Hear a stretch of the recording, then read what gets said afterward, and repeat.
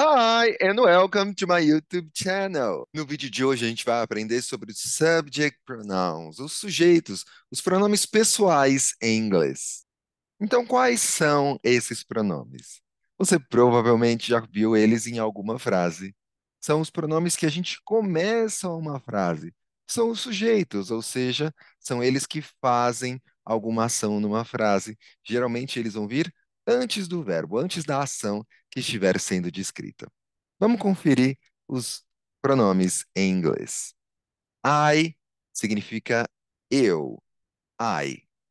Depois a gente tem you, que significa você, you.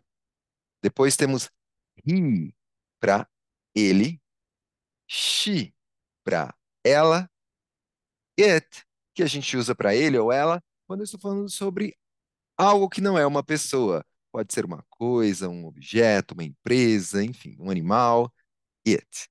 A gente também tem we para nós, you, vocês, então é igualzinho you singular e plural, ou seja, você só vai saber se a gente está falando de uma pessoa só ou de mais pelo contexto. E they, que é o plural de ele, ela e também o plural de it para alguma coisa. Então, se eu estou falando de homens, de mulheres, de coisas, tudo junto, eu uso they. They. A gente vai ver agora alguns exemplos de como eu uso eles numa frase. Para a gente afirmar, a gente começa a frase já com eles. Por exemplo, I am happy.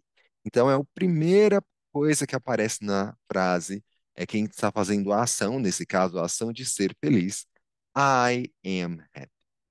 Quando eu for negar em inglês, eu mantenho o comecinho igual, I am, mas se eu quero negar, em inglês a gente usa o not nessa posição.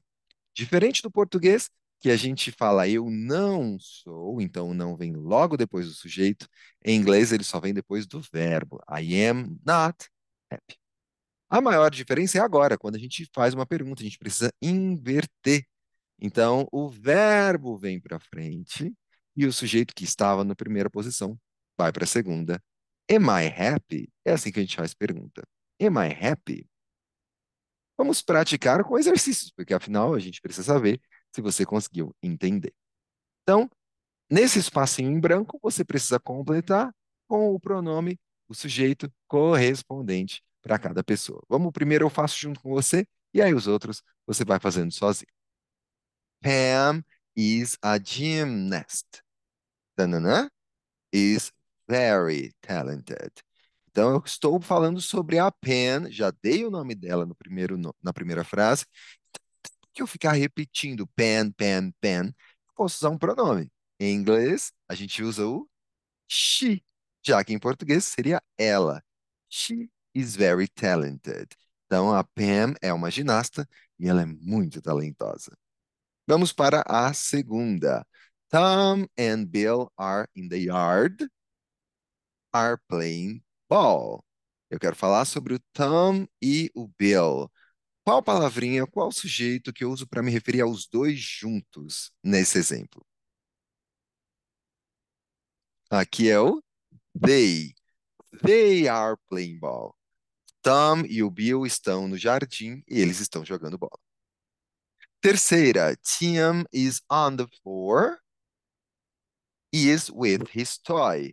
Que eu me refiro ao Tim nessa frase? Eu quero falar só sobre ele nessa frase. A gente usa o he.